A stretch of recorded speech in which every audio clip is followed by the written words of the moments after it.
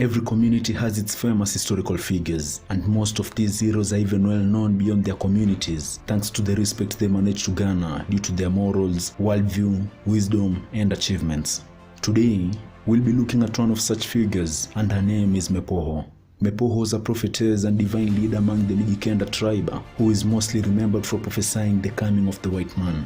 Unfortunately, a little has been written about Mepoho, which is to be expected given the time she existed. But this has also resulted in many people confusing her with 𝗍𝗪𝗣𝗍𝗍, the freedom fighter who led the Mijikenda tribe against the British colonial rule in the late 19th century and the beginning of the 20th century. Also, unlike other prophets from interior Kenya like 𝗍𝗪𝗣𝗍𝗍, and Maina na Lukale, Mepoho's prophecy regarding the coming of the white man did not only refer to the invasion of the British, but also the coming of the Persians and early explorers like Vasco da Gama. The nature of her prophecy, however, does slightly align with some of the other prophets, as it also includes a warning of how the invention of the white man will result in widespread wars and loss of life, not forgetting the corruption of the Mijikenda culture and way of life. Anyway, before checking out her prophecy, let's start by looking at her origin. The parents of Mepoho are not really known, but her first appearance is dated around the 13th century. One day many years ago, a big storm hit present-day Kaloleni. The wind collided with clouds and resulted in heavy rains that pounded the earth for a whole night, and the showers were so heavy and the thunderstorms so loud that no one from the Mijikenda community dared to leave his or her house for the fear they would have gotten swept away by the rain. Heavy clouds blotted out the stars as well. Anyway, shortly after sunrise, the rain stopped and the people started going home to home, checking on one another to make sure that no one was missing. Luckily, everyone was okay. Now, as was customary in the Mijikenda community, that morning, a group of ladies made their way to the pond to fetch water needed for that day's activities. The pond was also located in Kaloleni. Shortly after reaching the pond, the ladies heard a little baby crying, which as expected, took them all by surprise.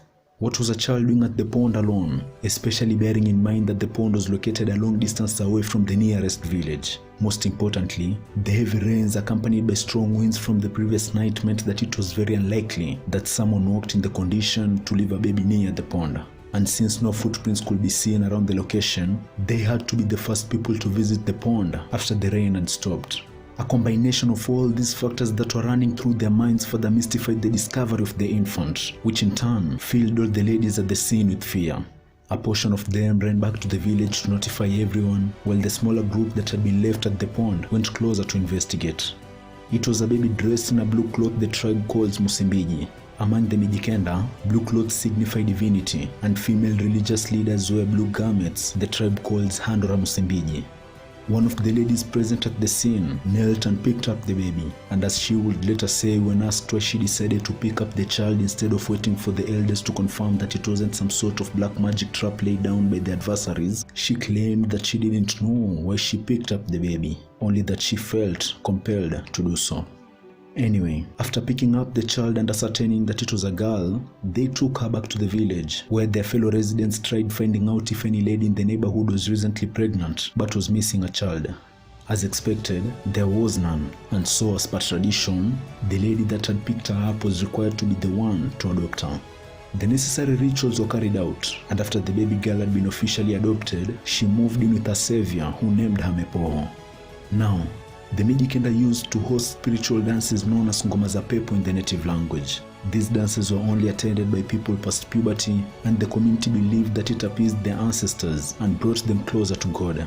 So, when Mepoho came of age and got initiated as a young woman, she was then allowed to attend the dances with her peers. At her first dance, while the energy at the dance floor was hitting a climax, Mepoho started shaking and talking about scenarios no one in the crowd could understand. Luckily, her community's council of elders had seen that reaction before, and they instantly understood that she had been chosen by God to lead them as their next religious leader.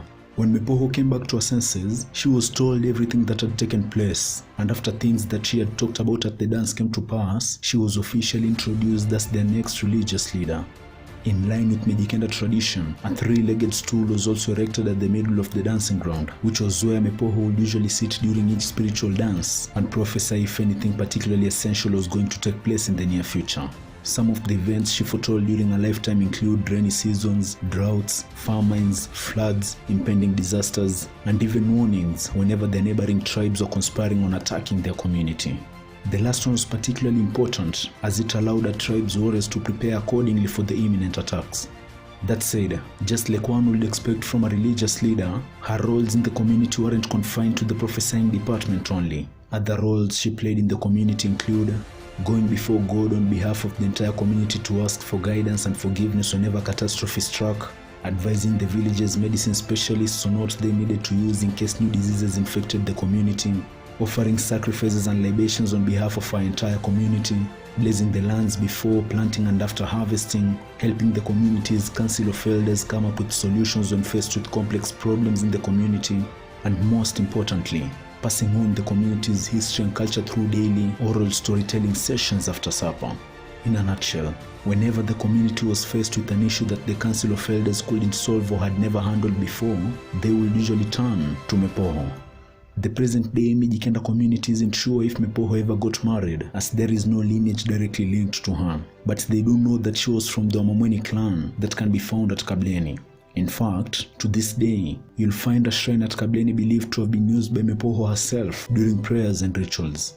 In addition to that, it isn't clear whether she lived to attain old age, but legend has it that on one early morning, Mepoho woke up and went straight to the head of the council of elders to ask him that a spiritual dance had to be organized because she had an important message she wanted to pass on to the people. A spiritual dance wasn't supposed to be held on that specific day, but the elder understood that this only meant that the message she had must have been extremely important. And hey, before we continue, I share images on Instagram and Twitter about different interesting tricks our communities used to survive in the past, so make sure you check me out there as well. I'll leave a link to my profiles in the description below. Back to the legend of Mepoho. The dance was organized for that evening, and as usual, Mepoho took a position on a three-legged stool at the middle of the arena.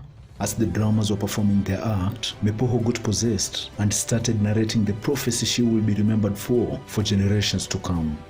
In the near future, there will come a group of people with white hair like sisal fibers. When these individuals come, you'll also witness large and mysterious boats on the seas, the land, and even the sky.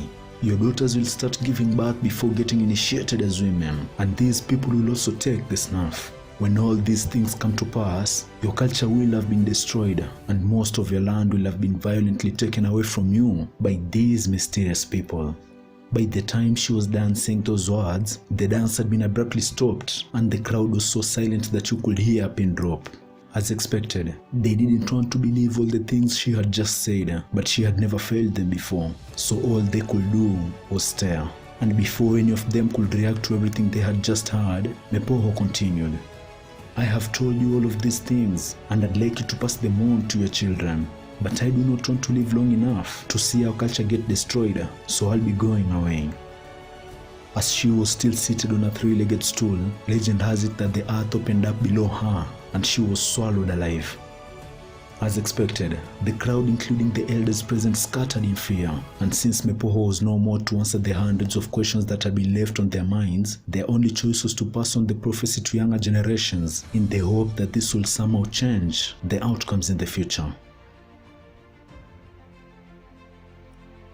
The location where Mepoho gave her last legendary prophecies at present-day Kaloleni, Kilifi County, within the Kaloleni Trading Center and several meters away from the Mombasa bus and Matatu terminal.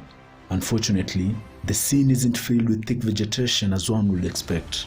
Instead, the surrounding area has been adversely interfered with, and modernity coupled with Christianity has resulted in the total disregard of this once respected area. Shortly after Kenya gained independence, the 𝗲𝗡𝗏𝗏 clan, which is Mepoho's clan by the way, allegedly sold the land to a gentleman by the name 𝗬𝗟𝗚𝗏𝗧. But all this development around the area hasn't stopped Mijikenda communities from going there to pray. Even people from as far as Usumbura in Tanzania visit the location to pray and offer libations at the shrine. That's it for today. If you like the content, kindly do not forget to smash the like button below. This will help the channel grow and allow me to make more videos in the future. Also, if you have a topic you think I should cover, do not hesitate to leave a comment below. Thank you and see you again next week.